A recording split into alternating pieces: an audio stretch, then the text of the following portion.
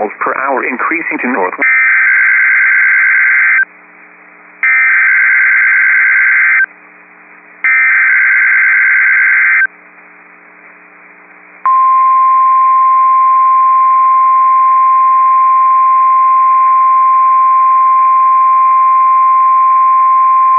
Silver alert. The silver alert is being transmitted at the request of the North Dakota Highway Patrol. The Grand Forks, North Dakota Police Department has requested the silver alert for Lee Edward LITTLEEAGLE, a 53-year-old Native American male. He is 6 feet tall and weighs 160 pounds, with black and gray hair and brown eyes. He is believed to be on foot and is known to hitchhike.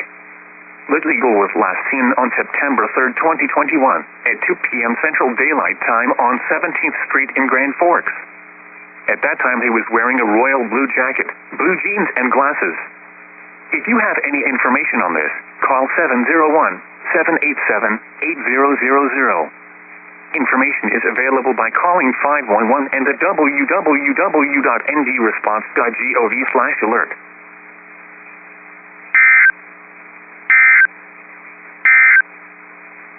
Here is the forecast for the Bismarck, Maine,